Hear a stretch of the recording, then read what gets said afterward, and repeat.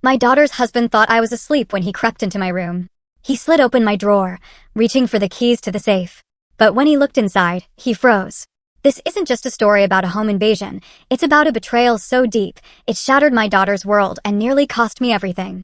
My son-in-law thought I was just an old fool, easy prey, but he was about to learn that some old men don't just roll over. They bite back, and sometimes, justice sparkles. It all started subtly, like a chill creeping into your bones. Charlie, my daughter Lauren's husband, had this habit of sneaking into my room when he thought I was asleep. He'd rummage through my things, looking for God knows what. I noticed, of course. My closet door always perfectly closed, suddenly ajar. A drawer not quite flush. But I kept quiet, watching, waiting. Then, one peaceful dinner night, as I was lifting my fork, Charlie's voice cut through the air, sharp and calculating. "So, David, that's safe upstairs. What kind of lock does it have?" Lauren nearly choked on her water. "Charlie, what kind of question is that?" But his eyes were fixed on mine, predatory, waiting. My chest tightened. I put my fork down slowly. He tried to play it off, a forced smile plastered on his face. "Just curious about home security, with all the break-ins in the area lately." Break-ins? I'd lived in this quiet neighborhood for 15 years. The biggest drama was Mrs. Henderson's cat in a tree. He waved his hand dismissively. "Oh, you probably don't hear about them. They keep it quiet to avoid panic." Then he leaned forward, elbows on my table. "But a man your age, living alone in a house this size, you must have some serious security." Lauren shifted uncomfortably. "Dad's always careful about locking up, right?" But Charlie pushed harder, his voice growing insistent. "I mean, if something happened to you, God forbid, Lauren would need to know where everything important is kept, wouldn't she?" The room felt tiny. I watched his pupils dilate when he mentioned my hypothetical demise, his fingers drumming the table when I didn't immediately respond. "I have everything organized," I said finally. "Lauren knows what she needs to know. But does she know about the key?" The question hung like smoke. Lauren looked between us, confused. "What key?" she asked. Charlie's smile widened. "The one in your dad's bedroom drawer. The one that, how do you know about any key in my bedroom?"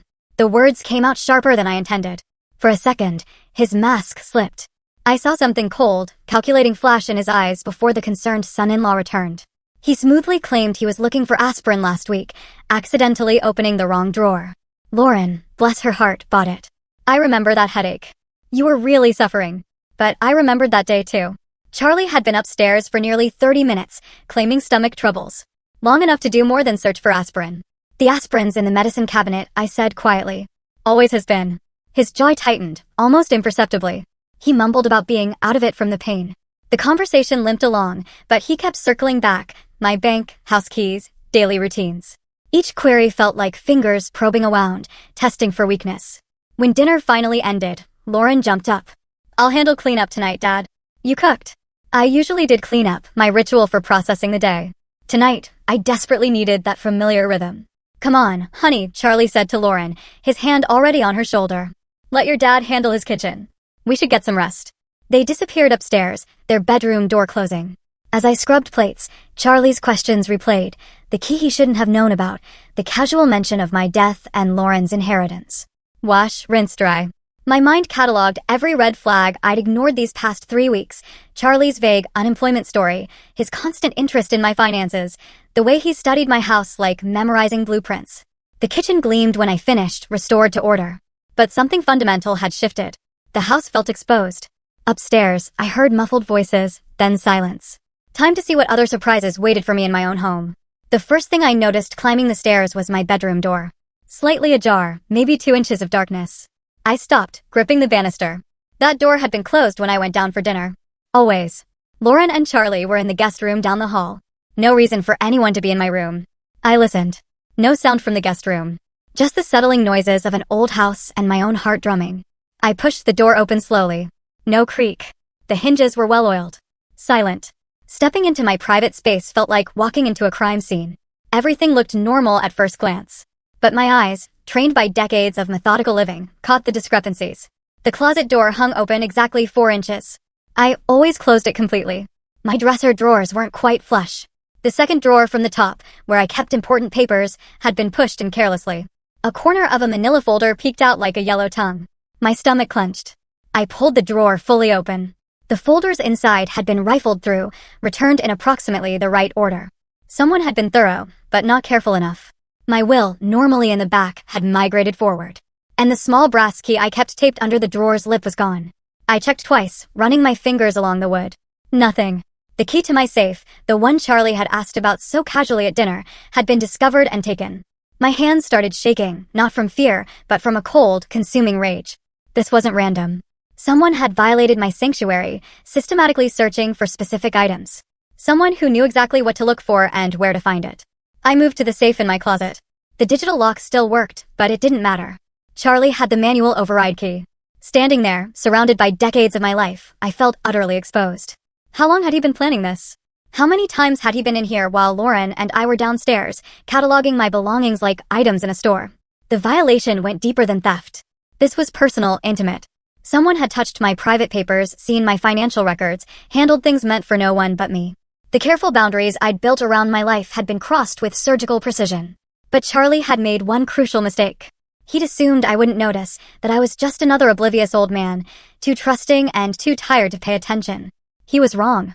I closed the dresser drawer carefully, leaving everything exactly as I'd found it. If Charlie thought he was operating in secret, I needed him to keep believing that. Let him think his intrusion had gone undetected. Let him proceed with whatever plan he was hatching. Because now I knew what I was dealing with. This wasn't about unemployment or temporary hardship. This was about premeditated, calculated theft by someone who'd spent weeks studying my routines and vulnerabilities. Someone who was sleeping down the hall with my daughter. I turned off the bedroom light and began getting ready for bed, moving through my normal routine. But every action felt different now, performed for an invisible audience. Was Charlie listening? Did he know I'd discovered his search?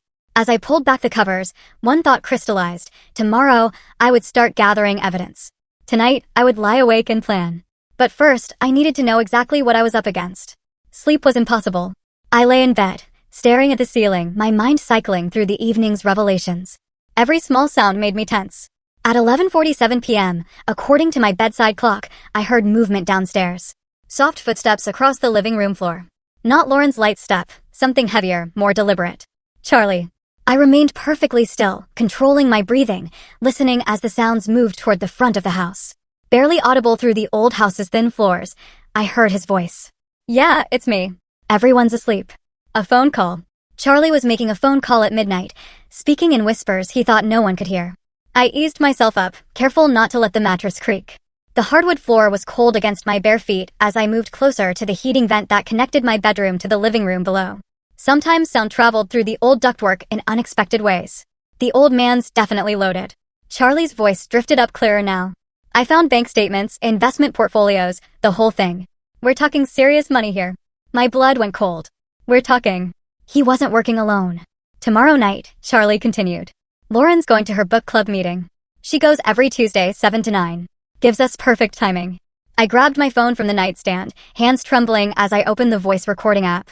Whatever came next, I needed evidence. I already had the safe key, Charlie was saying. Grabbed it earlier today while they were having dinner. The old fool keeps everything important in there. Cash, jewelry, probably more bank information. The bastard. I pressed record just as his voice became more animated, more confident.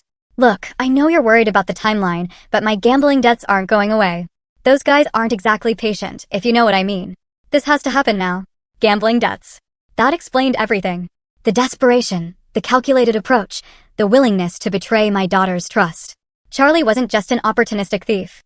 He was a desperate man, backed into a corner by his own stupidity. David's just some lonely old widower. Charlie's voice carried us near now. Probably grateful for the company. He has no idea what's coming. Hell, he was asking me about home security at dinner tonight. Practically handed me the information I needed. Rage built in my chest, hot and consuming. The casual dismissal, the way he reduced me to a stereotype, an easy mark. But I forced myself to stay quiet, to keep recording. The beauty is he'll never suspect family. Even if he figures out something's missing, Lauren will convince him he just misplaced stuff. You know how old people get about their memory. Old people. I was 66, not 96. My memory was sharp enough to remember every word of this conversation. Trust me, by Thursday, we'll be clear. I'll tell Lauren we got a job offer in another state, something urgent. We'll be gone before the old man knows what hit him. Charlie was silent for a moment, listening to whoever was on the other end. Then he laughed, a sound that made my skin crawl. Yeah, well, maybe he should have been more careful about who he let into his house. Life lesson, right? The call ended. I heard Charlie moving around downstairs for another minute, probably checking locks, then his footsteps on the stairs, careful and quiet. I quickly stopped the recording and slipped my phone under my pillow. The bedroom door was still slightly ajar from his earlier search. I hadn't dared fix it and reveal that I'd noticed. Through the gap, I watched his shadow pass in the hallway. The guest room door opened and closed softly. For a long time after that, I lay in the darkness, processing what I'd learned. Charlie had gambling debt, serious enough to involve dangerous people. He had an accomplice. He planned to rob me tomorrow night during Lauren's book club meeting, and he intended to disappear immediately afterward, taking my daughter with him into whatever mess he'd created. The violation of my bedroom suddenly seemed small compared to this larger betrayal. Charlie wasn't just stealing from me. He was using Lauren as cover, manipulating her love and trust to set up his crime. But he'd made a critical error. He'd assumed I was helpless, clueless, just another easy target. He had no idea that I'd spent 30 years as an insurance investigator before retirement, or that I'd dealt with plenty of desperate people trying to outsmart the system. Charlie wanted to play games with an old man. Fine. Let's see how smart he really was. Lying there in the dark with Charlie's recorded confession on my phone, I found myself thinking back to how this all started. 3 weeks ago, Lauren's desperate call had shattered my quiet Tuesday morning. I'd been reading the newspaper, coffee growing cold beside me, when my phone rang. Lauren's name on the screen always made me smile, but her voice that day was different. Strained, frightened. "Dad, I know it's early, but..." She paused, struggling not to cry. "Charlie lost his job last month. We've been trying to manage, but we're behind on the mortgage." "How far behind?" I'd asked immediately, already reaching for my checkbook. 3 months, Dad. "I hate to ask, but could we maybe stay with you for a while? Just until Charlie finds something new." The relief in her voice when I said yes had been heartbreaking. My little girl, 32 years old and too proud to ask for help until she had no choice. Of course, she could come home. Of course, I'd help. But even then, something had nagged at me about Charlie's situation. He'd worked for the same company for 8 years, Lauren had said. Good employee reviews. The layoffs had been sudden, unexpected. Yet, when I'd asked Lauren for details, her answers were vague. Charlie handled the finances, she explained. He was managing the job search. She trusted him to figure it out. I should have pressed harder. Should have asked more questions. 3 days later, they'd arrived with a U-Haul truck and too many boxes for a temporary stay. Lauren had hugged me tight on the doorstep, tears in her eyes, whispering thank you over and over. But Charlie had been different. Cooler. His handshake firm but brief. His eyes already scanning my house with an intensity that should have alarmed me. "Nice place, David," he'd said, walking through my living room like he was appraising it. Worth quite a bit in today's market. At the time, I'd chalked it up to natural curiosity. Now, I realized he'd been calculating, evaluating, planning. During their first week, I tried to make them comfortable, cleared space in the guest closet, adjusted my routines. Lauren settled in easily. She knew the house, knew my habits. But Charlie had asked endless questions, my neighborhood watch schedule, which neighbors were home during the day, my banking habits, my shopping routines, whether I kept cash in the house. All perfectly innocent questions from someone trying to adjust to a new living situation. Except they weren't innocent at all. I remembered the morning he'd offered to drive me to the bank. "Save you a trip," he'd said. "I need to update my address with unemployment." Anyway. But at the bank, he lingered near the teller window, watching as I made my deposit, asking casual questions about my account types, my safety deposit box. Red flags I'd ignored because I wanted to trust my daughter's husband. Because Lauren loved him, and I loved Lauren. The gambling should have been obvious, too. Charlie's phone rang constantly. Calls he always took in private, stepping outside or into another room. He'd claimed it was potential employers, networking contacts. But I'd noticed how his mood shifted after these calls, the tension in his shoulders, the way he'd pace afterward. And in the mail, financial statements addressed to Charlie had been arriving at my house for 2 weeks. Credit card companies, collection agencies. I'd assumed they were just updating his address after his job loss. Now, I understood they were overdue notices, final demands, threats. Lauren knew none of this. She trusted Charlie completely. Took his explanations at face value. When he said he was handling their finances, she believed him. When he said the job market was tough, but he had prospects, she supported him. She had no idea her husband was drowning in gambling debt, had no clue that her childhood home was being surveilled like a target. My trusting, loving daughter was being used as the perfect cover for theft. The thought brought me back to the present moment, to my dark bedroom and the weight of Charlie's recorded confession on my phone. In 12 hours, he planned to rob me. In 36 hours, he planned to disappear with Lauren, dragging her into his web of debt and deception. But he'd made one catastrophic miscalculation. He'd assumed I was just a lonely old man, grateful for company and easy to fool. I wasn't lonely. I was careful. I was observant. And I had 30 years of experience dealing with people who thought they were smarter than everyone else. Charlie wanted to steal from me tomorrow night. Fine, let him try. But he was about to learn that some old men bite back. I woke at 6:30, same as always. The recording on my phone felt like evidence of a nightmare, but the timestamp proved otherwise, 12:47 a.m. Charlie's voice, clear as daylight, planning to rob me tonight. Downstairs, I started the coffee maker and began my usual breakfast. Eggs, toast, orange juice. Everything precisely as it had been for the past 3 weeks. When Lauren appeared in her robe, yawning and grateful, I smiled warmly. Morning, sweetheart. Sleep well. Like a baby. Thank you again for letting us stay here, Dad. Charlie appeared 20 minutes later, hair still damp from the shower. He looked rested, confident, a man with a plan. Beautiful morning, he said, settling into his chair. What's everyone got planned for today? I set his coffee down carefully. Oh, the usual. Might run some errands later. Charlie's eyes sharpened slightly. What kind of errands? Just odds and ends. Hardware store? Maybe the bank. I watched his reaction. A tiny muscle twitched near his left eye. Nothing exciting. The bank. Charlie leaned forward. Everything okay financially? Lauren laughed. Dad's always been paranoid about checking his accounts in person. Old habits. Not paranoid, I corrected mildly. Careful. You can't be too careful these days. Charlie nodded too enthusiastically. Absolutely right. Identity theft, online scams. It's a jungle out there for someone your age. Someone my age. There it was again. That casual dismissal wrapped in false concern. Speaking of careful, Charlie continued, I've been thinking about your home security. This neighborhood seems pretty quiet, but you never know. It's perfectly safe, Lauren interjected. Dad's lived here 15 years without problems. But Charlie wasn't listening to his wife. His attention stayed locked on me. Still, a man living alone. Valuable things in the house. It pays to be prepared.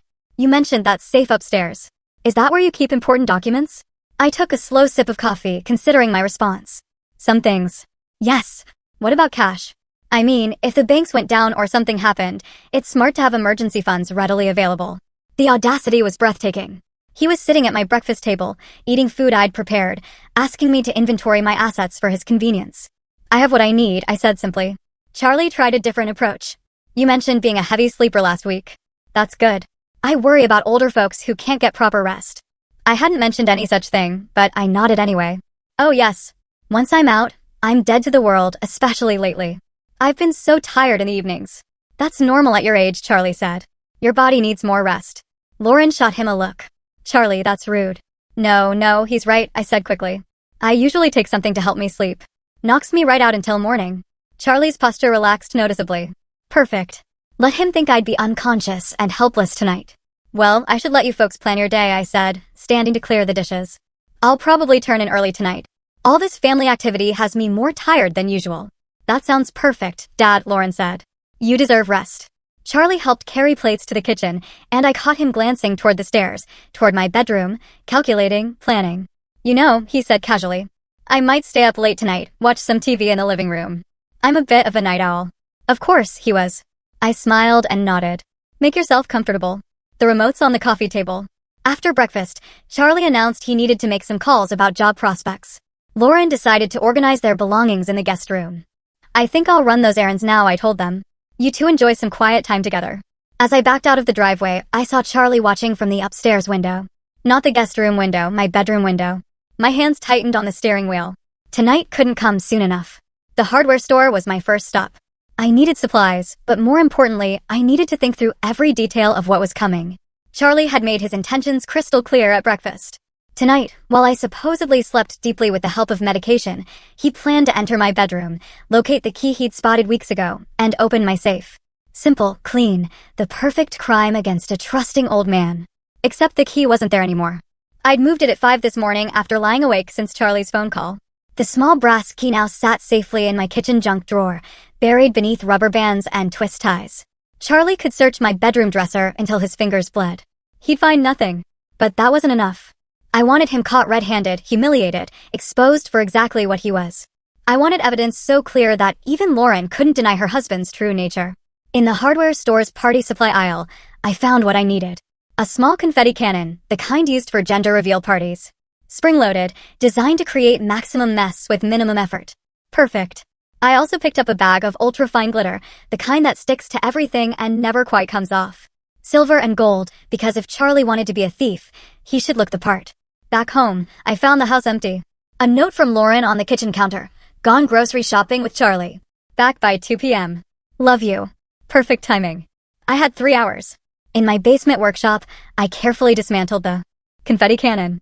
The mechanism was beautifully simple, a spring-loaded plunger that would trigger when sufficient pressure was applied. I replaced the harmless paper confetti with my glitter mixture, adding just enough to coat someone thoroughly without causing injury. The tricky part was calibration. I needed the device to trigger when Charlie opened my dresser drawer and reached inside, but not from casual contact. After several tests with a wooden spoon, I found the right sensitivity. Installation required precision. I placed the modified cannon inside my dresser drawer, positioning it so the trigger would activate when someone reached toward the back, exactly where the key had been hidden. To anyone glancing inside, it would look like normal drawer contents, a few old photos, some buttons, miscellaneous items. But reach in with purpose, search with intent, and surprise. I tested the setup 3 times using a ruler to simulate Charlie's searching motion. Each test triggered perfectly, sending a cloud of glitter exactly where an intruder's face and hands would be. The device reset easily, ready for its real performance. Next came the key placement deception. I positioned a dummy key in plain sight near the front of the drawer. An old luggage key that looked similar enough to fool someone in a hurry. Charlie would spot it immediately, reach for it confidently, and trigger my surprise. The beauty was in the psychology. Charlie expected stealth, silence, success. He'd budgeted for a quick, quiet theft. He hadn't planned for a glitter explosion that would mark him as clearly as a die pack marks bank robbers. By 1:45 p.m., everything was in place. The drawer looked innocent and normal. The trap was armed and ready. Charlie would walk into my bedroom tonight, expecting to find a helpless victim. Instead, he'd find 24-karat justice. I heard car doors slamming in the driveway. Lauren and Charlie returning from their shopping trip, probably feeling domestic and normal. Charlie had no idea his crime scene had become a trap. I closed the dresser drawer gently and headed downstairs to greet them, wearing my best grandfatherly smile. Tonight was going to be very interesting. I need to run out for a quick errand, I announced after lunch. Won't be long. Lauren looked up from unpacking groceries. Need help with anything, Dad? Just picking up something at the electronics store. You two relax. You've done enough shopping for one day. Charlie barely glanced up from his phone, but I caught the flicker of interest in his eyes. The old man running errands alone, leaving the house unguarded, probably confirming his mental map of my routine. The Best Buy clerk was a helpful young man named Marcus, who didn't blink when I explained I wanted a security camera for my bedroom. A lot of break-ins in your area? He asked. Something like that. I need something small, with good night vision, and it needs to be wireless. Marcus showed me several options. I settled on a compact model that connected to my smartphone with motion detection and 8 hours of battery life. The camera was smaller than a deck of cards and came with magnetic mounting options. You'll want to test the placement, Marcus advised. The app lets you see exactly what the camera sees in real time. Perfect. I paid cash and drove home, the camera sitting in its box beside me like a secret weapon. Back home, I found Charlie and Lauren watching television in the living room. They looked comfortable, domestic, like a normal couple staying with Lauren's father. Not thieves preparing for a heist. Just going to rest for a few minutes, I told them, heading upstairs. All this running around has me beat. In my bedroom, I closed the door and got to work. The camera needed to capture Charlie's approach to the dresser, his reaction to opening the drawer, and the glitter explosion that would follow. But it also needed to remain completely hidden. I tested several positions using the smartphone app. On top of my bookshelf, angle was wrong. Behind my lamp, too obvious. Finally, I found the perfect spot, nestled between books on my nightstand, angled to capture both the dresser and the center of the room. The magnetic mount held perfectly, and the camera's black casing blended with the book spines. Unless someone was specifically looking for surveillance equipment, it was invisible. I spent 20 minutes adjusting the angle through the app, ensuring optimal coverage. The motion detection was sensitive enough to activate when someone entered the room, but not so sensitive that normal settling or outside noise would trigger false recordings. Battery life was crucial. The camera needed to last from now until Charlie made his move, potentially 8 to 10 hours. I switched it to motion-activated mode to conserve power, then tested the night vision capability by turning off the lights. The infrared image was crystal clear. Charlie's face would be perfectly visible when he triggered my trap. I also tested the recording function, making sure the audio was clear enough to capture any words Charlie might speak during his crime. If he said anything incriminating, and desperate people often talk to themselves, I'd have that evidence, too. The setup was elegant in its simplicity. Charlie would enter my room expecting darkness and silence. Instead, he'd be filmed from the moment he crossed the threshold. The camera would capture his search, his discovery of the dummy key, his reaching into the drawer, and the spectacular glitter explosion that followed. Visual evidence, audio evidence, and physical evidence, all in one beautiful package. I repositioned a few books to better camouflage the camera, then stood back to admire my work. Everything looked normal, innocent, just an old man's bedroom, ready for a peaceful night's sleep. Downstairs, I could hear Lauren and Charlie talking quietly, planning their evening, no doubt. Charlie was probably calculating the hours until his theft window opened. He had no idea the window had become a trapdoor. I checked my phone one final time. The camera feed was clear, the recording function active, the battery showing full charge. Everything was ready. Tonight, Charlie would finally show his true colors, and thanks to modern technology, every moment would be preserved in high-definition detail. Let the games begin. Dinner passed peacefully with Lauren chatting about neighborhood changes and Charlie checking his phone frequently. I played my part perfectly, the tired grandfather, ready for an early bedtime after a busy day. By 8 o'clock, we'd settled in the living room. Lauren curled up with a book while I claimed my usual armchair, making a show of rubbing my temples. Long day, I murmured. Think I'll turn in early tonight. Charlie looked up from his phone immediately. Actually, David, I was hoping we could share a drink first. You know, father and son-in-law bonding time. The suggestion came out of nowhere, but his tone was carefully casual. Too casual. That's sweet, Lauren said, not looking up from her book. You two should spend more time together. I was thinking about that bottle of Macallan I saw in your kitchen, Charlie continued. Premium stuff, perfect for a nightcap. I kept my expression neutral, but internally I was fascinated. Charlie had been planning this conversation probably since breakfast. The timing, the suggestion, the specific mention of expensive whiskey. Nothing was accidental. I appreciate the thought, I said, but I'm on medication that doesn't mix well with alcohol. Charlie smiled, tight and almost imperceptibly. Come on, one small glass won't hurt. We're practically family. Really, I should avoid it entirely. Dad's right, Lauren chimed in. The doctor was very specific about his blood pressure medication. But Charlie wasn't giving up easily. What about just a toast then? A tiny sip to celebrate. He paused, searching for something to celebrate. To family. His persistence was telling. A normal person would have accepted my first refusal graciously. Charlie was pushing because he needed me to drink something specific. Something that would ensure I slept deeply tonight. I tell you what, he said, standing up. I'll pour myself a glass, and we can just sit and talk. No pressure for you to drink. He disappeared into the kitchen before I could object. I heard cabinet doors opening, the clink of glass. When he returned, he carried 2 tumblers, one with amber liquid, one empty. Change my mind, he said, settling back onto the couch. Poured you just a splash for the toast, barely a teaspoon. He held out the second glass. The whiskey inside caught the lamplight, looking innocent enough. But I had investigated insurance fraud for 30 years, and desperate people always got sloppy. Charlie, I really can't. One tiny sip, he insisted. Lauren, tell your father one sip won't kill him. Lauren looked between us, sensing tension she couldn't identify. If Dad says no, maybe you should respect that. Charlie's jaw tightened. For just a moment, his mask slipped completely. I saw frustration, calculation, and something close to panic flicker across his features. You know what? I said, standing carefully. I'm more tired than I thought. I think I'll take one of those sleeping pills and call it a night. Charlie's posture changed immediately. Sleeping pills? Doctor prescribed them last month. Powerful stuff. Knocks me out completely. I'll be dead to the world until morning. Relief flooded Charlie's face. That sounds perfect. You need your rest. Sweet dreams, Dad, Lauren said, kissing my cheek. See you in the morning. I made a production of climbing the stairs slowly, pausing to grip the railing like an old man struggling with fatigue. At the top, I turned back. Don't stay up too late, you two. Charlie, help yourself to anything in the kitchen. Thanks, David. Sleep well. In my bedroom, I went through the motions of preparing for sleep, changing clothes, brushing teeth, turning down the bed. But I also double-checked my camera positioning and confirmed the glitter trap was ready. I turned off my bedroom light and settled onto the bed, fully clothed, positioning myself where I could see the hallway through my slightly open door. Downstairs, I could hear the television playing softly. Charlie and Lauren talking in hushed voices. Then Lauren's footsteps on the stairs, the guest room door closing. Charlie stayed downstairs, waiting, probably watching the clock, calculating how long it would take for my sleeping pill to take full effect. I checked my phone. 9:47 p.m. The camera showed my empty bedroom in perfect night vision detail. The trap was set. The stage was prepared.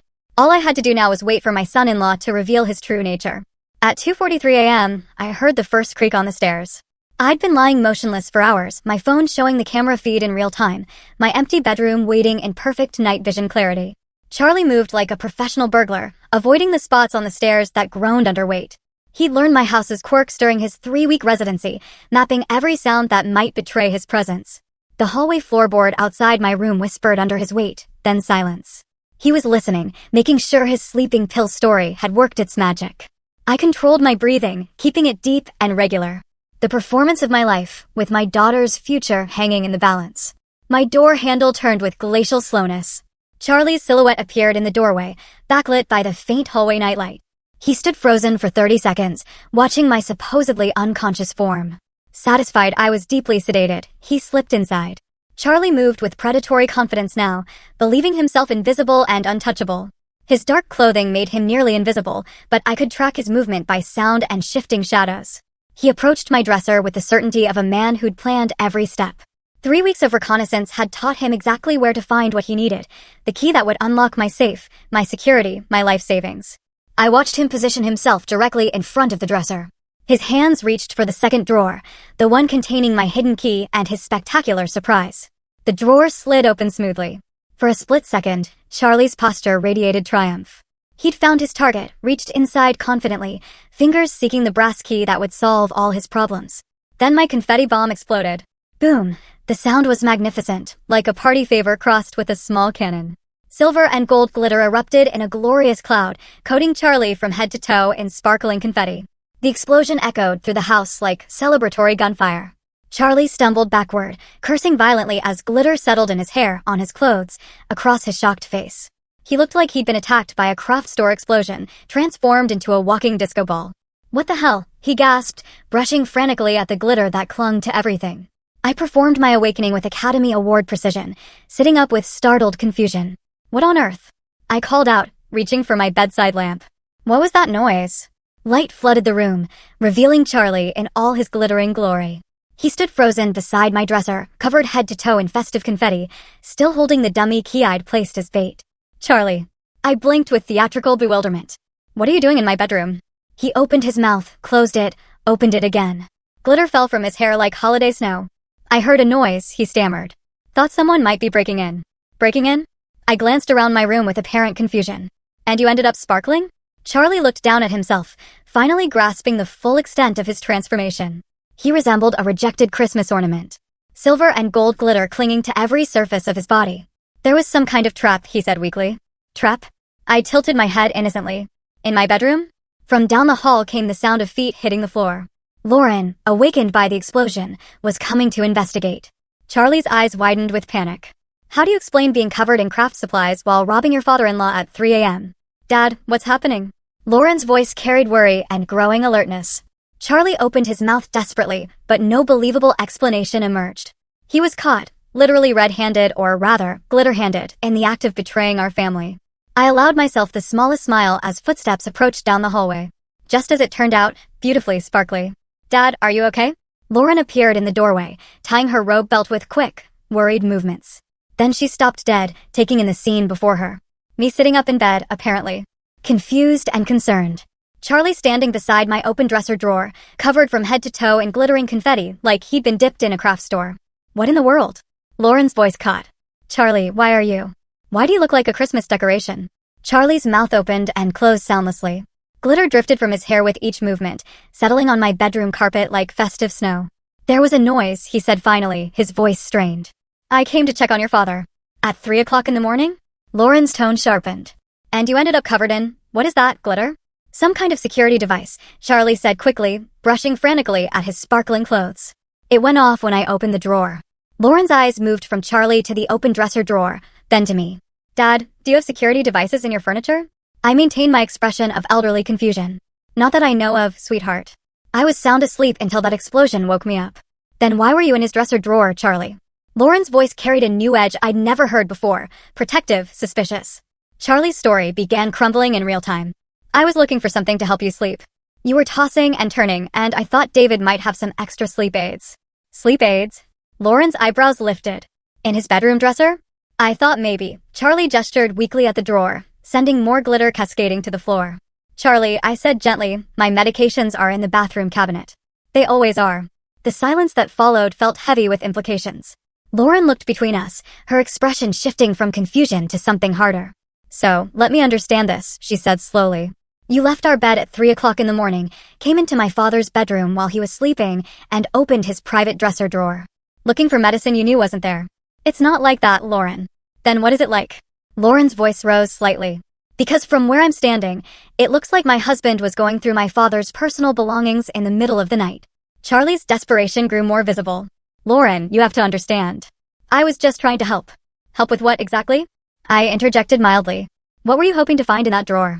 Charlie's eyes darted between us. The question hung in the air like an accusation.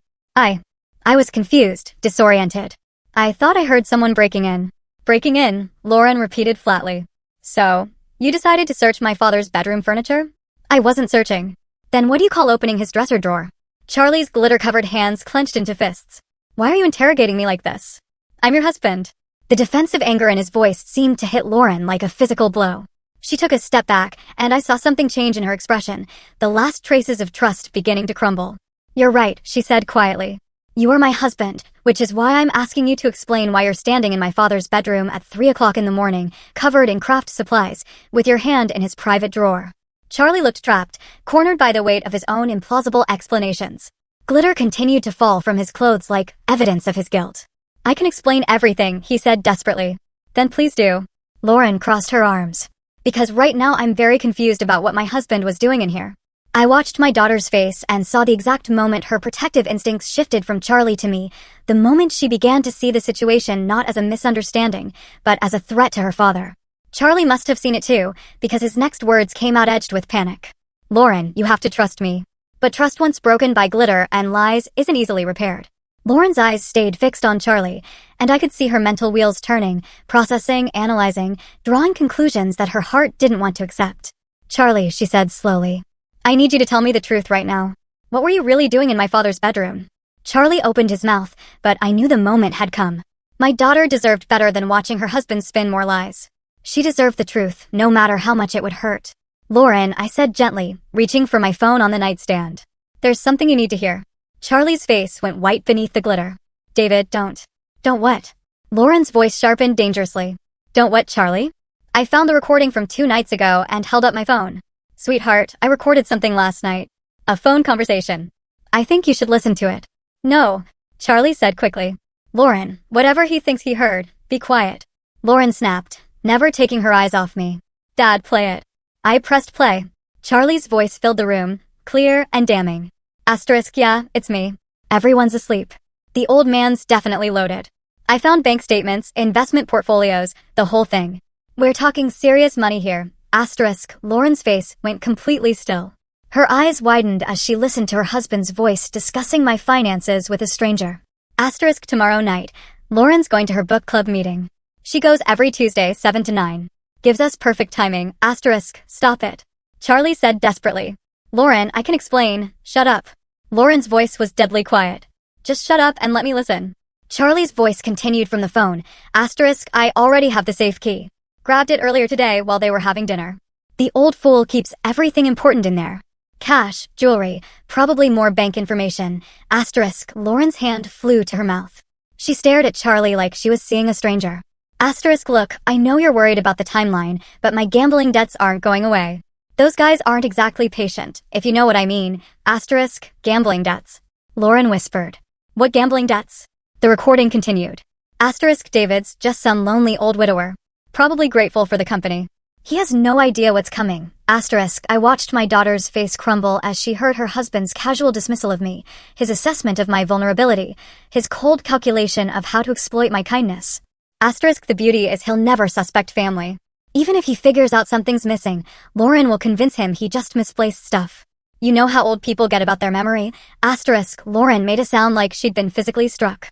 Her husband's voice discussing how to use her trust to cover his theft of her father. Asterisk, trust me, by Thursday, we'll be clear. I'll tell Lauren we got a job offer in another state, something urgent.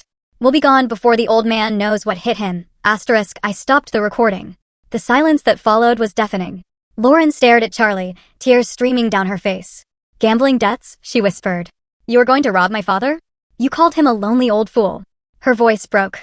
You were going to steal from him and then disappear, taking me with you as your cover story? Charlie tried to step toward her, but she backed away like he was dangerous. How much? She demanded. How much do you owe? It doesn't matter. How much? Charlie's shoulders sagged. 47,000. Lauren's legs seemed to give out. She sank against the doorframe, staring at the man she'd married. You've been lying to me for months, she said. About everything. The job loss, our finances. Why? We really needed to stay here. I was trying to protect you. By planning to rob my father? Lauren's voice rose to a shout. By using me as your alibi while you destroyed the man who raised me? Charlie tried once more. Lauren, we can work this out. No, Lauren straightened, and I saw steel enter her spine. No, we can't. You planned to victimize my father. You called him names. You were going to let me believe he was losing his memory while you stole from him. She looked at Charlie with disgust. Get out, Charlie. Get out of my father's house. Now. For the first time since I'd known him, Charlie had nothing to say. He stood there for another 10 seconds, glitter still falling from his hair like tarnished snow.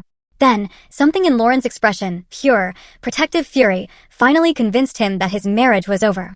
This isn't finished, he said, his voice turning ugly. Half of everything we own is mine. I'll get my share. You mean half of our debt? Lauren's voice was ice cold. Because that's all we have, Charlie.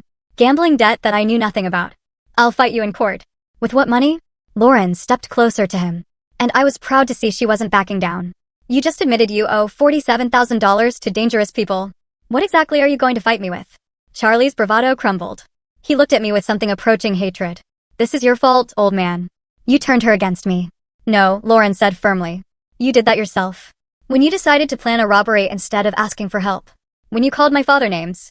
When you lied to me for months. Charlie tried one last desperate approach. Lauren, we're married. We took vows. You broke those vows when you planned to commit a felony against my family. Lauren pointed toward the door. Get your things and get out. Now. I watched Charlie realize that his con was truly over. No more manipulation. No more lies. No more playing the victim. Lauren had heard his own words condemn him. He left the room without another word, tracking glitter through my house like a trail of evidence. We could hear him in the guest room, throwing clothes into bags with bitter violence. Lauren sank into my bedside chair, looking exhausted. Dad, I'm so sorry, she whispered. I brought him into your home. I put you in danger. Sweetheart, you couldn't have known. I should have seen the signs. The phone calls. The way he asked questions about your money. She looked up at me with tear-filled eyes. How long have you known? Since the night before last. I heard that phone call and knew I had to protect both of us. Lauren managed a weak smile. The glitter bomb was genius. I wanted him caught red-handed. Or should I say, glitter-handed? That earned me a genuine laugh, even through her tears. Charlie reappeared in the doorway with 2 hastily packed bags, still sparkling like a defeated party favor. Lauren, leave your key on the kitchen counter, she said without looking at him. Don't contact me. My lawyer will contact yours.